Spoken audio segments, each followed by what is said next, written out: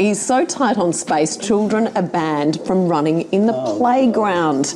But education authorities have abandoned plans to buy some extra land next door. Now, that prompted parents and students to protest outside Homebush West Public School gates. The asking price for the land was apparently too much. The Education Department says it's planning to spend money on a rooftop play area. Jess, this is really awful. Don't you think that kids can't have enough space just to go and run around at recess and lunch? Of course it is, but doesn't it point towards the way buildings and things are planned, that there's no forward thought into, well, if there's going to be a school here, we're going to need more space, and we're going to build office blocks and home units. Here in Piedmont, there's the same kind of problem. But perhaps we need to look at, say, for example, in Hong Kong, where there's not a lot of room, there are plenty of good rooftop play areas, or they look at using the space differently. Yes, you want to have lots of room for kids to run around, but if it's not going to happen, but why not? There is the site next door, isn't it? So this is all a question of money. I think it's a disgrace that we have a school in which children cannot run around in the playground because they might have an injury. That is really an unsatisfactory state of affairs. On the weekend, there was an article, probably in the telly, I can't remember which one it was, about how parents are now considering, many parents are taking their children out of private schools because they are becoming too expensive, just like everything else in the country.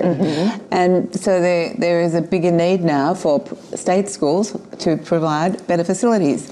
We fund, the government funds with taxpayers' money, private schools and public schools. Private schools have gyms and swimming pools and playing grounds and you name it, they've got it.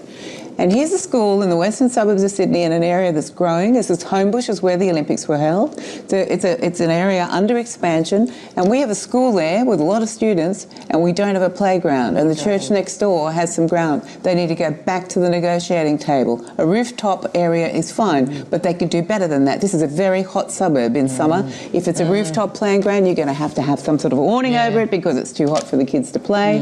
And there will be regulations. You won't be able to kick a ball probably because it'll go over the wall. You know, this is unsatisfactory. If we cannot educate people properly, we've got a big problem in Australia. Education is the key to this country's advancement, and it's what we've got to offer the rest of the world.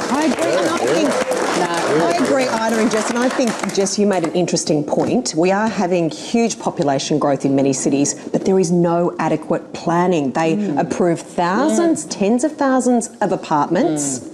It all comes down to this, and there is no adequate planning for schools, for infrastructure, for roads, and everyone pays the consequence. But they can find billions of dollars for football stadiums, but not for children's schools. Well said. Go on, Ita. You're manning the barricades today. I'm not letting International Women's Day go to waste.